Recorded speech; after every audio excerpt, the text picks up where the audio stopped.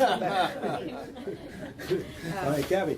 Yeah, so the next chapter in the sequence of the book follows beautifully because it picks up many of the same themes about rural politics, about the role of class in rural politics, and then takes us further by incorporating in the informal sector and thinking about non-agrarian labor, so sort of takes on the question of the role of class in Indian politics in somewhat broader terms, but still speaks very directly to some of the themes in the preceding chapter. And so the question that really cuts across both chapters is this idea of kind of when and how is class salient. And I guess one of the things that Ron and Rena argue in this chapter is it's more salient more of the time than many of us would think. In large part because we might be defining class mobilization and class politics in kind of uppercase C in kind of more formalized or grandiose forms, and it actually takes much of the time. And so the jumping off point in this chapter is the Rudolph's argument that we've talked about this earlier today, but that the Indian state as this kind of third actor, quote unquote, has marginalized class politics by diminishing the space where the dynamics between capital and labor would usually duke it out and unfold, and that the state as this sort of semi-autonomous Weberian state, by occupying that space, diminish the power of both capital and labor more, but both capital and labor. And so as a result, I think you're right, that both capital and labor to a certain extent were clients of the state. And so one of the major thrusts of the chapter is to take this as a starting point and critique it and argue first in contemporary terms that the state today is less autonomous than it may have been at the time of writing in the late 80s, and consequently that class is more salient today. But the critique, I think, goes even further by questioning whether it was ever true. And by arguing first that class often takes much less visible terms, so partly that maybe the Rudolph set a very high bar, a very high standard by looking for a kind of European-style, class-based mobilization with sort of formal class parties at the vanguard. And so that by taking that lens, we're missing a lot of really important stuff that goes on sort of below the Rudolph's gaze, as you put it, sort of below the radar screen. And secondly, actually drawing on Asima's work, saying there's a ton of subnational variation that gets missed in this analysis. So as I read it, the chapter, which is incredibly rich but also very wide-ranging, I think has an argument in two parts. The first is to argue that much has changed in the nature of the Indian state since the writing of Lakshmi, and so the argument here is that the state is no longer centrist, if it ever was, and that it's further and further to the right, and that this underscores a loss or a reduction in the state's autonomy, in particular because of its increasingly cozy relationship to private capital. And so as a result, there's one sentence kind of tucked away in the middle of a paragraph, but I actually think if you pulled it out, it kind of sort of gets to the heart of the matter. I think what you're arguing is, in fact, that the state is no longer marginalizing class politics, but in fact trying to manipulate class politics. And so that's sort of the first part of the argument. But the second part of the argument, and the part where I'll concentrate most of my comments, is that this in turn creates the potential for resistance, for counter-mobilization, and kind of Polanyian terms, thinking about a double movement. And so class mobilization is happening, although it's happening in these more diverse forms. So let me unpack each piece of the argument just a little bit, and then jump into my own comments. The first part is about this kind of rightward inching or creeping of the state over time from what the Rudolphs would have called the centrist state that had the potential or the degree of autonomy to push back against both capital and labor to one that's increasingly capitulating to capital's demand for flexible and cheap labor. And you illustrate this really nicely by sort of walking through how labor laws have been increasingly undermined by granting state-level exceptions, by cutting resources that basically take all the teeth away from the ability to monitor and enforce existing labor law, and then, most notably, by denying the extension of labor law protection to the vast informal sector. And so all of this ensures the supply of it ensures labor flexibilization. It ensures the supply of cheap and unregulated labor that capital needs.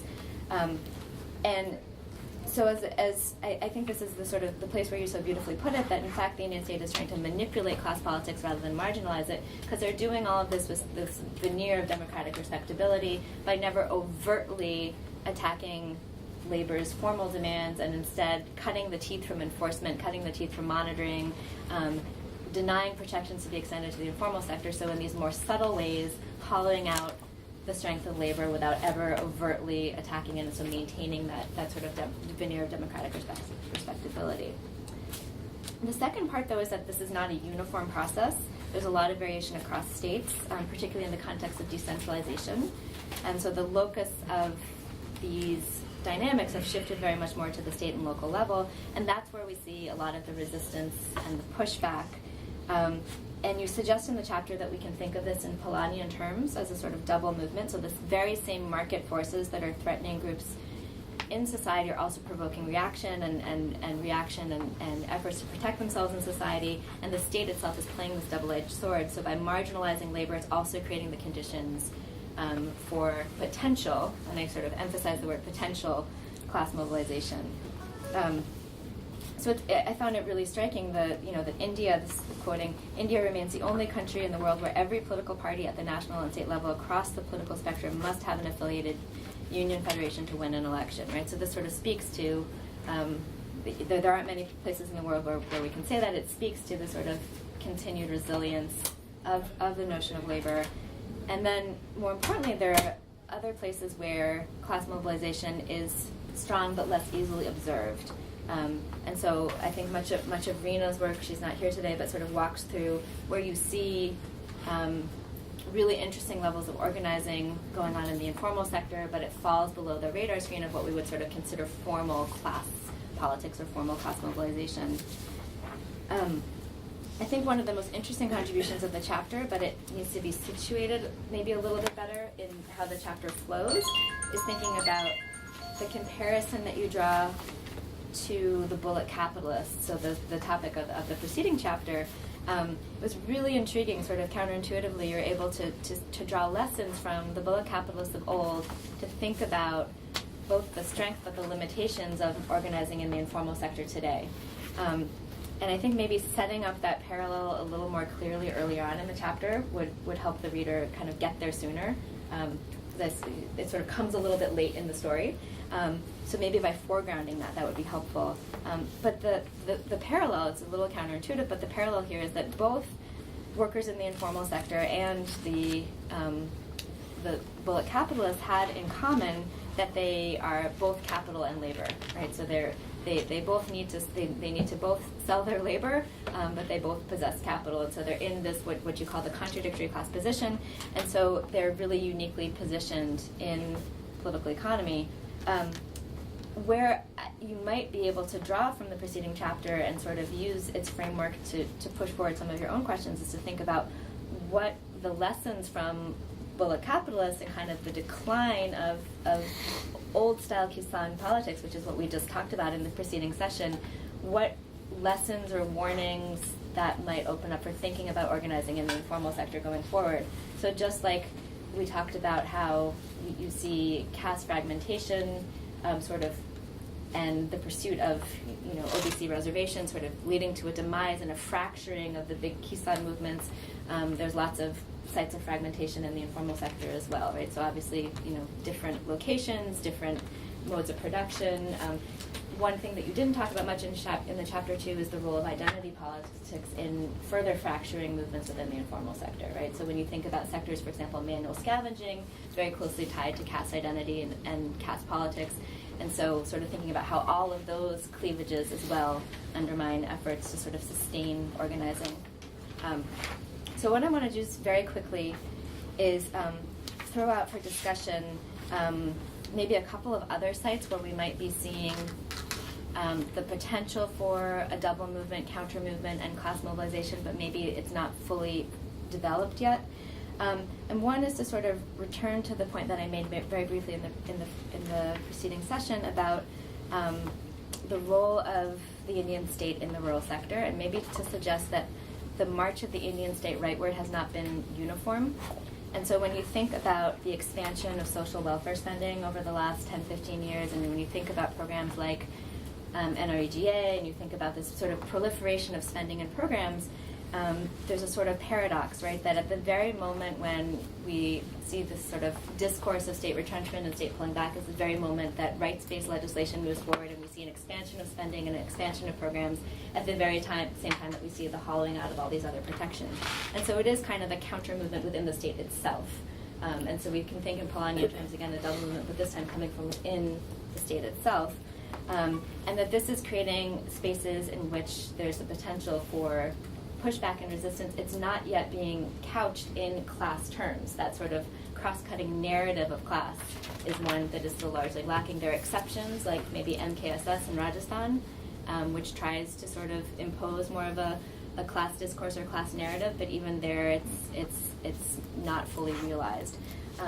So that's sort of one spot to sort of say maybe the March rightward is obvious and apparent, but maybe not uniform, because the state itself has its own sites of pushback and protected counter-movement.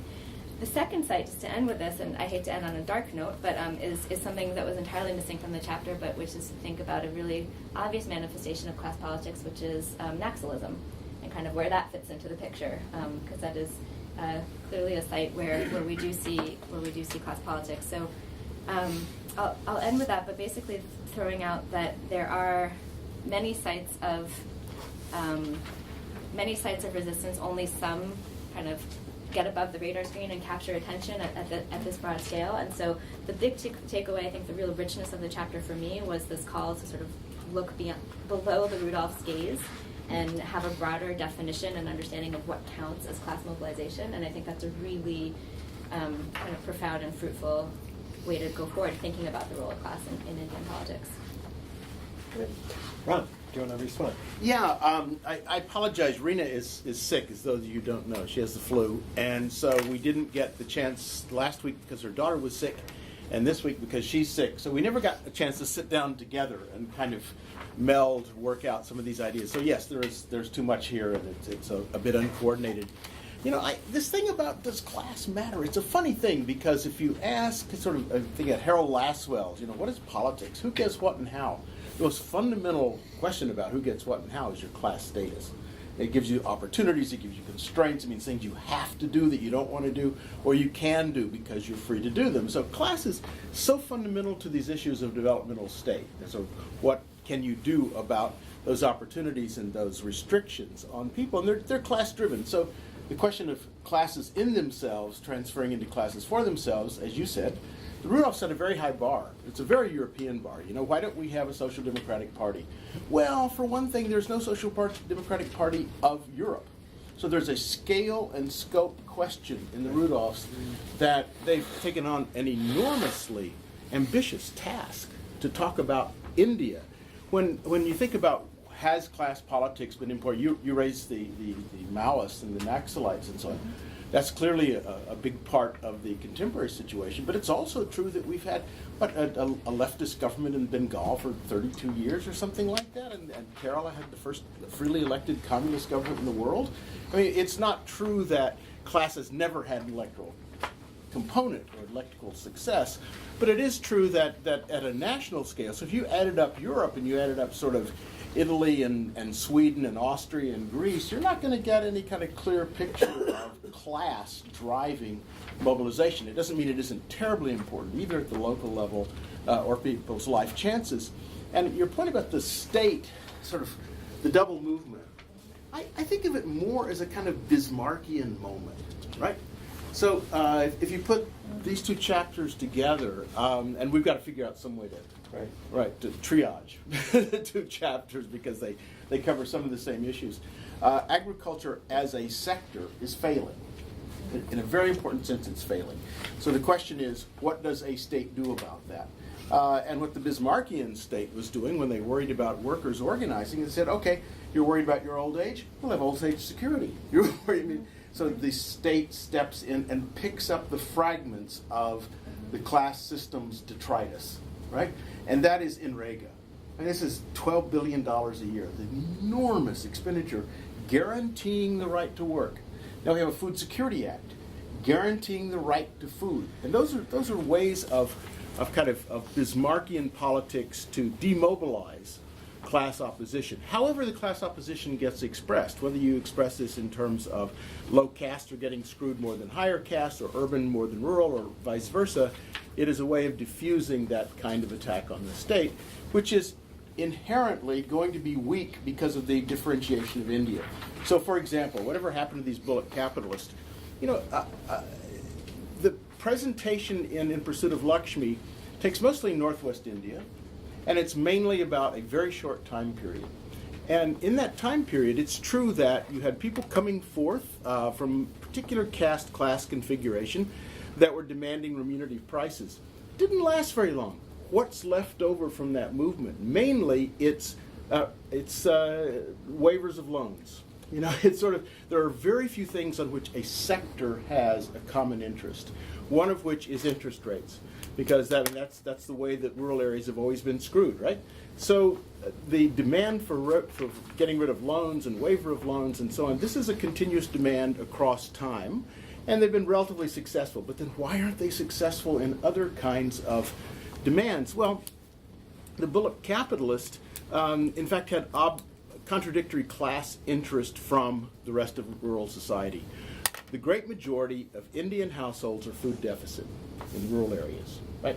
So rural people are not peasants happily producing their own food. Most of them are food deficit. So if you raise procurement prices, you're raising the price of people's food, and the laborers in your field are going to have higher wages if you do that, or they're not going to have any money and they'll go to the cities, which is why we have things like the Employment Guarantee Scheme in Rega and so on, to keep people in the villages and keep them without a level of discontent that is distressing to the state or the political parties that run the state. So I think that bullet capitalist moment, so why did the bullet capitalist moment fail us to change the terms of trade between urban and rural India?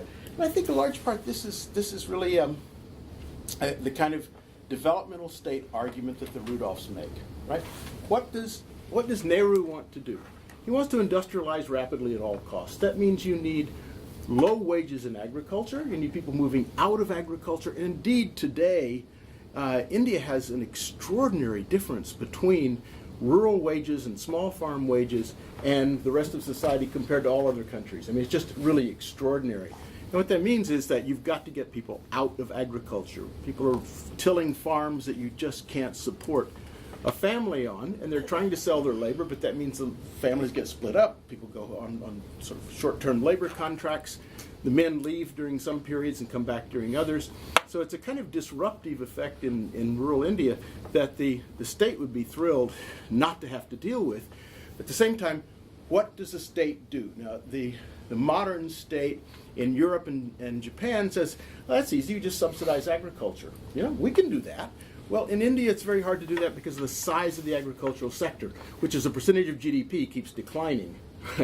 But the state really can't subsidize agriculture in the same way that Japanese rice farmers can be subsidized at 6 times the shadow price of rice. I mean, India can't do that. So the American dairy farmers can be subsidized. American dairy farm, but then again, it's only 2% of the population that's in agriculture. It's a tiny little group. So, but they're in every district, right? So what else might you do? Now, what the rest of the world has done is invested in productivity in the rural sector. Agricultural productivity is stagnant, and it's been stagnant for quite some time. The rate of increase is just nominal. So you could invest in productivity increasing to make sure every additional work hour in rural areas is more productive. There are several ways to do that. You could invest in irrigation, which the Indian state has chosen not to do. Largely just has not done. Or you can invest in technology, and this is where the other part of our paper came in. The one great success story of the bullet capitalist, I would argue, was in the BT Cotton episode. India's gone from being one of the largest importers of cotton in the world and the lowest cotton yields in the world to the world's largest cotton exporter and the world's largest cotton producer. And that's happened entirely because of a small technical change involving insect resistance. And so this is kind of another place where we don't see class going on, but we see weapons of the weak very much at work. When Delhi banned the BT cotton that farmers were sort of making on their own farms, this gray market of BT cotton, Delhi banned it. So people just took it underground. There's sort of 4 dozen underground varieties of BT cotton, and they're competing in the market with now literally hundreds of other BT cotton varieties. They're all competing against each other. And the farmers, this is the demand group, right? They stand up, use a bit of tradition. They do this satyagraha at Nilkanteshwar. They have this whole kind of symbolic politics of fighting back against the state. Tell Delhi, you'll have to walk over our dead bodies to take away our seeds. They've done that and been relatively successful. Delhi just backed away. In fact, embarrassingly, the commerce minister had to announce, of course we won't take away your BT cotton because we want everything we can do to help the farmers. So the reality is right now, there's a second Weapons of the Week wave of flex BT, glyphosate-tolerant BT, being grown all over India. There are at least 1 million farmers growing this new technology the state hasn't even invested in. Unlike China, which invested heavily in the technology. So this is one sector in which the state interest in economic growth are coincident with the interest of farmers, and that is through export earnings. It's 5% of GDP connected to cotton. And this kind of interest of the state does not apply to ragi or jawar or maize or anything else. It only applies to commercial crops like cotton, where India was really in a very deep hole. Think about the iconic place of cotton in the independence movement. And since independence, cotton fell into sort of deep despair until 2000. And since 2000, it's become one of the leading cotton producers in the world. So that's kind of a story of class action as a demand group originally, people demanding at the banks of the Nilkanteshwar temple in Narmada, demanding in the short term that they be allowed to grow whatever seeds they want to. It was a kind of an argument about freedom and Bharat having its own interest, and India can't come in with all these regulators and red tape and so on and tell us what to grow.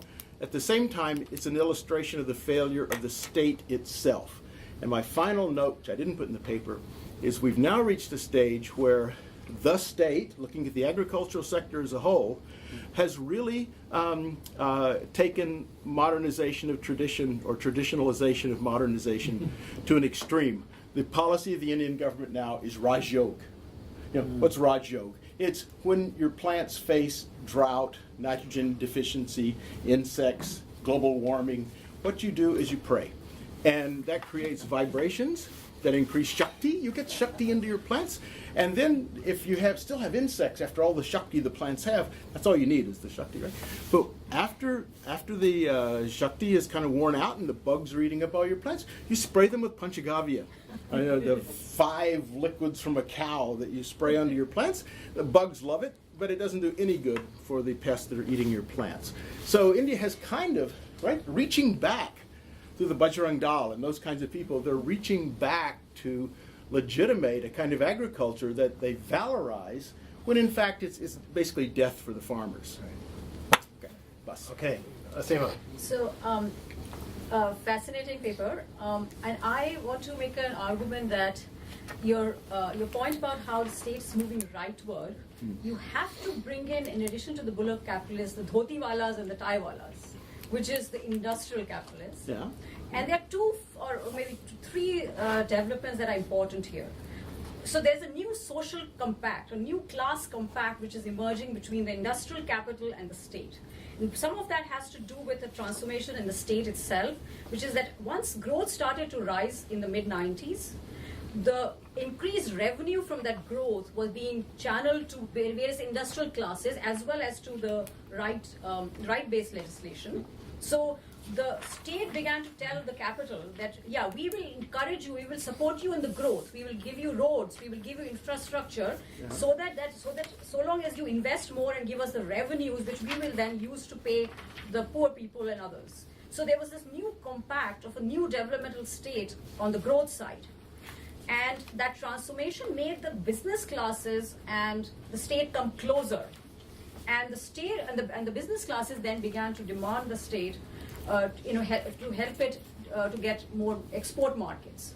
So there was, on one hand, the state is being changed, transformed into a more generating more revenues, which it is funneling to the business industrial classes.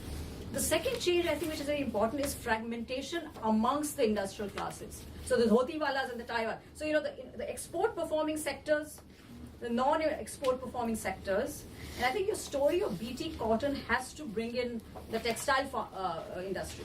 Because the textile industry, by the way, set up a cotton technology mission to increase BT to cotton, and in order that they will use that cotton for the textile and garment factories. So the fragmentation within the business classes meant that the export-oriented sectors became closer to the state. So there is, the fragmentation means a different kind of a section within the industrial classes becoming closer to the state, which are the export-oriented sectors, and IT. So in every sector of the industrial economy, there has been internal divisions which have evolved a new relationship with the state. So the industrial part of the story actually confirms your point that a new class dynamic, a new class compact is emerging, but it kind of needs to be there somewhere. Excellent point. Can I just add one thing? We poached on Asima shamelessly because her work and her dissertation was that, of course, class is important. It just varies across Indian states. So the capitalists are extremely effective at giving the government what they want to do and good job. But they go to Writers' Building in Calcutta and nobody will even talk to them, much less do what they tell them to do. So the various patterns of class mobilization had a huge impact. And of course, you illustrated that very nicely in your work. And Pranab Badhan, with much less empirical data, says much of the same kind of thing, that there are different spheres and capital kind of trades off spheres of autonomy. So if Rudolphs are very excited about the land reform, but the states in which the landlords were really well entrenched and politically powerful, not much happened. Okay, come on. Sorry. I was very intrigued by your section on on the informal labor. Yep. But I think there's more that can be perhaps said here, because you mentioned the state's demand, the neoliberal state's demand for flexible labor, informal labor, but you confine it, informal workers, to registered and unregistered businesses. And you're right in focusing on the politics of informal labor. There's something else also going on, which Partha Chatterjee is captured with sort of agitational political society in contrast to sort of civil society. And this is this rising often unorganized, spontaneous occupation of public and private land in cities and towns. So I'm referring to the slums, but also the unmanageable sort of street vendors on the street, and sort of the state is trying to crack down on it and prefers them in that form because they're not unionized, and yet they're everywhere. So their estimates are that 60 to 70% of the populations of major cities, and cities will be where in the future most Indians will live. What we are saying is illegality is forcing the state to somehow back off. Now, is this organized politics of the way we have known, not union but like a social movement? It's not. Some people say that there are electoral incentives and middlemen, but there's an spontaneous element to this. And yes, there are brokers that come up, but I think capturing that part not as just workers, but as people who are in Madangiri and all these neighborhoods in Delhi, Bombay. I mean, everybody focuses on Dharavi, but there are so many others all over. And I'm thinking that would be very important in terms of, and they are pushing back against the state regularly. So, yeah. Are these demand groups? I'm sorry, just yes. So, I'm sorry. I'll I'm shut up. restraining myself with the utmost discipline, Okay. even though dams and the cracks in the dam of discipline are beginning to appear. I'll turn the floor wanna to the go manager. first? No, you can go ahead. And I was just going to say, as I read through the chapter, especially the part on labor, I just thought that maybe you were giving a little bit too much agency to these different class groups, so you ask if the Bullocks are a class for themselves, or is the Bullock class a class for itself? And I think you need to ask the same question for labor and the state as well. In relation, is the state a state for itself? Is it really consciously making decisions about labor policy with an eye towards controlling labor is there this omniscient neoliberal state that, can see into the future about, reservation policy for rural industries or small scale industries and how that's going to affect or undercut the strength of the labor movement? I don't think the state is that calculating. I think a lot of what is undercutting the power of labor is purely, some of it's policy oriented, some of it is reservations for the small scale sector, but a lot of it's sheer economic forces and economic globalization and reforms. And I don't think the government was undertaking reforms purely to undercut the labor movement. Right. So your comment on Narega, that it was a mechanism to demobilize, the state used it as a mechanism, I mean, it's completely historically out of context the way in which Narega grew up and the type of people.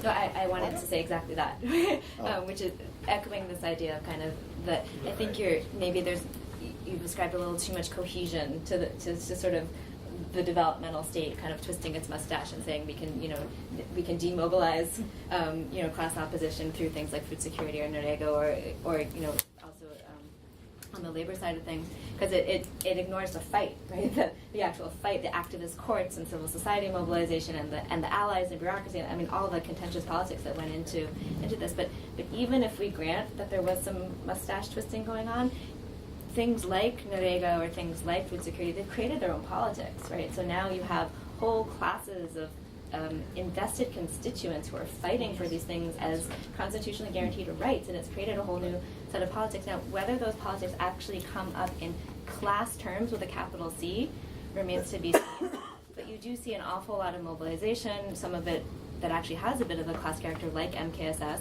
but a lot of it's a sort of very scattershot, individualized claim making of citizens kind of going to local panchayats and saying, I have a right to work, etc., or social audits, things like that. And the question becomes, how will that become aggregated?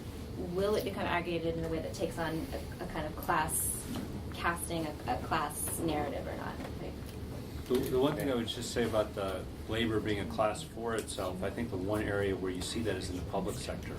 I think the public sector unions know what they want, and after liberalization, when they lost the fight, they did try to protest. They did try to mobilize general strikes against the reforms and so on and so forth.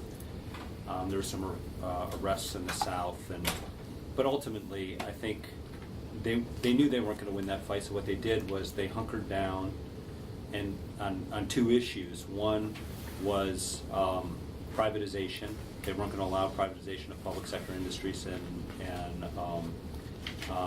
and then the second was labor reform. And they've been fairly successful in both of those areas. So organized labor, I wouldn't characterize it as being entirely weak either. I think in the public sector they have been strong. And so, a lot of people talk about a labor aristocracy as well. That's, and so organized labor, it's not the state sort of, taking advantage of informal sector labor so much as the division between formal sector labor and informal sector labor, and the dichotomy in the interests that you see between those two class groups. Okay. Okay. Go ahead. No, just reiterate the point that the attributing the state as a consciously, dilute the rural struggle contradiction that you brought in. NRGA is, I guess, too much, I guess, because I remember it's been a huge struggle gone into building up this NRGA, particularly if you remember John Reyes and the range of works done on it. It will be too much to, I think it's difficult to imagine that it's actually the state, definitely state would have taken that as for its own, or maybe the other business class. But there was so much opposition even from the industrial class to NRGA. Similarly, even the earlier also argument was anything if the state, for example, reservation issue, affirmative action. It was actually same thing. It was said that it was actually dilute the crisis of the post-90s neoliberalism brought in. It was an argument when the affirmative action was introduced in higher education. The counter argument was it was actually dilute the class struggles, and it was a dilution of the thing. So I think it's we need to see whether the really state works for itself or there is something else, social movement, a different set of social movement which articulated concerns of informal laborers and the others groups whose maybe in a diluted version it gets up. May not be the the version they wanted it to be, but maybe the diluted version. But to attribute to the state that it to dilute the class struggle, it is being done as, I guess it's super. Okay, real quick. believes me.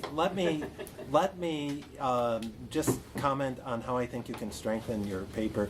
I wanted to also pick a fight with you because there's nobody I enjoy fighting more with, and I also feel like we need to What sort a of nice way to pick a lighten fight. up. Yeah, but I'm not going to do it. Maybe I'll wait until the next session to do it. Over drinks. Yeah, but anyway, I think you need to be a little bit more self-conscious about how you frame your study in a way that emphasizes certain aspects of what you're doing, maybe de-emphasizes other aspects of what you're doing, and really sort of shows why you're making a strong case for class, okay? And here, I think it would be really good if you did, just with a paragraph, maybe for each, say you're not taking the easy cases here. Because the easy cases are, one, the Noxalites, the easy cases are business. And it sort of really bothers me that nobody, when they talk about class politics, very few people talk about business. There are a few, but I think we really don't understand business as a class. And to me, contemporary sort of Indian politics, business probably has a much more class presence than almost any other sector, right?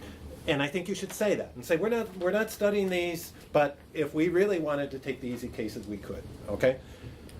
Then I think you ought to then say, perhaps the most difficult case of all to make for class is the informal sector, right? Because what are they? They're the lumpen proletariat. They're spread all over. They're in the informal sector. Conditions for them to sort of organize themselves are absolute worst. The least propitious for class politics, and yet we still see, and I think some of these comments about, well, it's class politics, but maybe it's not the Western European form of class politics, they still appear. And I think that's the real focus. And then I have to say, in your discussion of, and this is probably Rena too, of the informal sector, you talk about class there, but there's no mention of specific organizations that get formed, nor is there, and you mentioned sort of the government is sort of looking over, sort of gazing towards and making some concessions, but there are no specific, you don't talk about specific policies, et cetera, and I think you need to have a lot more specific content, and if you do, I think you can really develop that into a powerful argument about the salience of class. I'll say just a couple of quick things. It's tremendously useful. I really appreciate all of these comments. And I think we recognize a lot of these weaknesses, but some of them we didn't. So, Manny, I'm curious about, is there data on this kind of contradictory class position of informal sector workers who also hire workers? I'm thinking about people, right, that sort of farm, have a tiny shed and they have 3 or 4 workers and they're working. This is a tremendously explosive class. But they are bullock capitalists in a sense, right? They can't do their work without hiring in labor.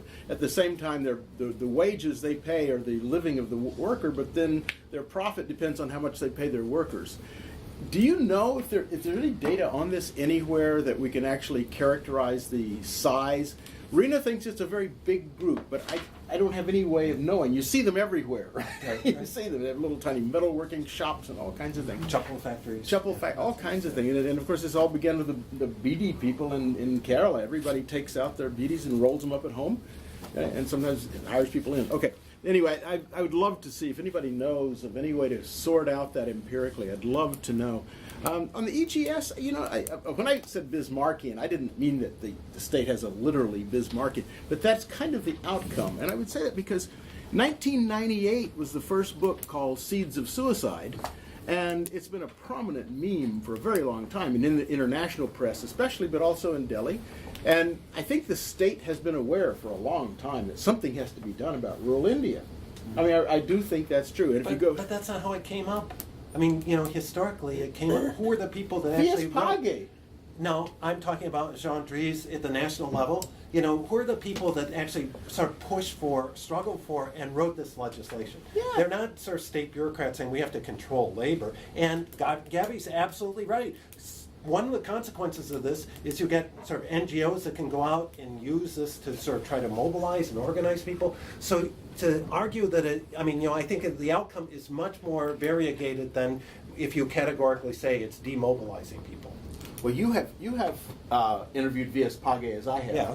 and they were worried about all these people flooding in from rural areas, created the crime waves, and this public works program that was the EGS in Maharashtra was then copied on a national level long before NREGA. In other words, this policy model has been there for a long time. It just hasn't been $12 billion a year worth. But anyway, but I take your point.